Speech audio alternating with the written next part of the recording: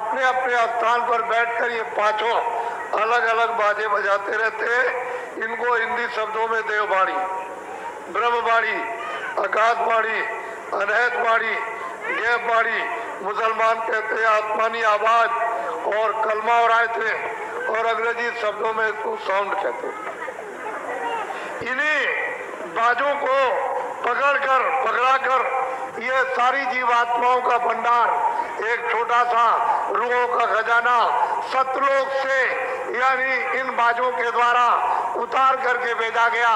एक बाजे से दूसरा, दूसरे बाजे से तीसरा, तीसरे बाजे से चौथा, और चौथे बाजे से पांचवा, सबसे नीचे वाला बाजा घट्टा उसमें यहाँ उतार करके बाजों के द्वारा इन जीवात्माओं को लाया गया है। कहाँ पर? यहाँ जमीन पर, इस मृतलोक में। यहाँ पर जब इनको यहाँ लाए तो निरंजन भगवान ने मसाला मिलाकर माँ के पेट में खोल तैयार किया। खोल कहते हैं शरीर। जब 5 महीने का तैयार हो गया तो मेरी तरफ देखो, इधर देखो, माँ के पेट में दोनों आंखों के बीचों बीच ये दरमियान में जीवात्मा को यहाँ पर ला करके बैठा दिया। इधर देखिए आप,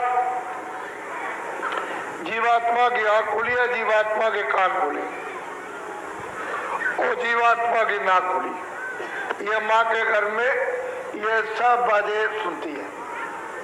ये जीवात्मा घंटा भी सुनती, जितने बाजे बज रहे सब सुन रही, और आंख से देखती। जब 9 महीने पूरे हुए और बच्चा गर्भ से बाहर आया तो सतयुग जोगी सब विज्ञानी, सब बच्चे बच्चियां सब विज्ञानी, और कर ध्यान तरफ होता।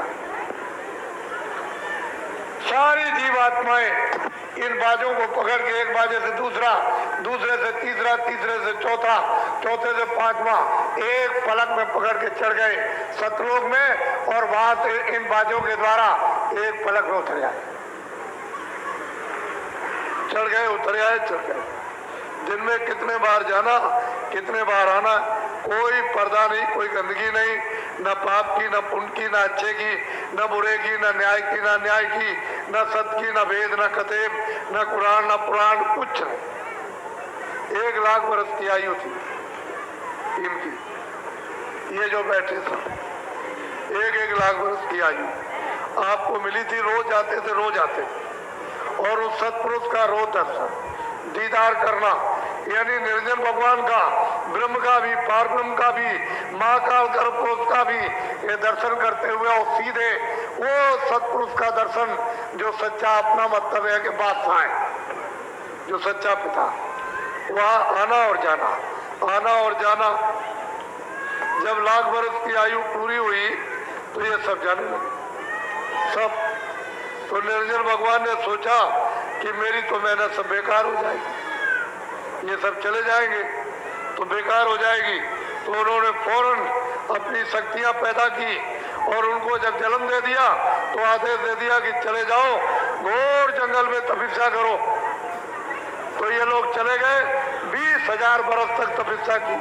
इनका नाम क्या है? ब्रह्मा विष्णु महादेव। जब ब्रह्मा ने समाधि लगाई तो उनको देववाणी सुनाई दी। निरंजन भगवान ने चारों वेद लिख दो, भोजपत्र पर, जो मैं बोलूं सब लिखते जाओ।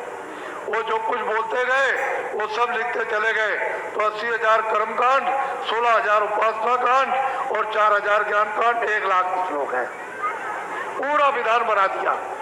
जब विधान बन गया तो उन्होंने आदेश दिया कि इन सब मनुष्यों को सुना दो कि पूरा पाप का, पुण्य का, अच्छे का, बुरे का, न्याय का, अन्याय का, लूले का, लंगड़े का, अमीर का, गरीब का, राजा का, रैयत का, 4 खानों का, 84 लक्षणियों का, और 9 स्वर्ग का, और नरक का, सब विधान बन गया। सबको आजादी दी जाती है। जो कोई कर्म अच्छा बुरा पाप पुण्य करेगा, सब अपना अपना सबको भोगना है। ये सब लिखा गया, आपको सुना दिया, और तिथि तारीख रख दी कि इस तिथि तारीख के बाद जो कोई भी अच्छा बुरा पाप पुण्य करेगा, सब अपना अपना भोगना पड़ेगा। बस तिथि तारीख निकल गई, कभी अच्छा कभी बुरा, कभी न्याय कभी अन्याय, कभी सत्य कभी असत्य है। ये आपने जो कर्म, पहले तो कोई बुरा करता ही नहीं था, कितने युग बीत गए, उसके बाद एक बुरा हो गया, फिर कितने युग बीत गए तो दो बुरे हो गए, फिर कितने मतलब चार बुरे हो गए, धीरे धीरे धीरे धीरे धीरे धीरे तो दोनों की गंदगी, अच्छे की भी गंदगी, पाप की भी गंदगी, पुण्य की भी गंदगी, ये सब गंदगी जमा धीरे धीरे अंतर में बहुत बड़ा आकाश उसमें जमा होने लगी। जब धीरे धीरे जमा होते होते आकाश मटमैला होने लगा तो आंख से कम दिखाई देने लगा, कानों से कम सुनाई और नाक से कम यानी सूंघने को मिलने लगा। तो धीरे धीरे कोई ज्यादा आपसे बुरे काम बन गए होंगे तो जैसे बादल काले आते हैं, चट्टान लगा करके सामने खड़े हो गए, ऐसे ही काली चट्टान यानी काले पर्दों के सामने जमा हो गई। तो आंख बंद हो गई, कान और नाक, तो जीवात्मा एकदम अंधकार में गिर गई। तो आपका आधार छूट गया, नाम छूट गया, सब छूट गया, बाजे छूट गए, देववाणी छूट गई, आसमानी आवाज छूट गई, कलमा छूट गया, अंधकार में गिर गए। बस अब आप रास्ता जंगल में यानी भटक गए।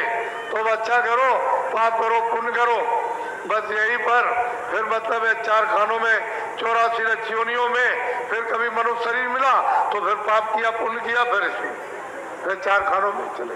जब से जीवात्मा आई अभी तक आपने वापस नहीं, अपने घर में नहीं ले जा सके, यही बस बराबर यहीं पर पाप पुण्य चार खानों में 84 योनि नरकों में, फिर कितने युगों के बाद मनुष्य शरीर मिले, फिर इसी में आप पाप पुण्य में फंस गए। ये जीवात्मा अभी तक नहीं वापस गई।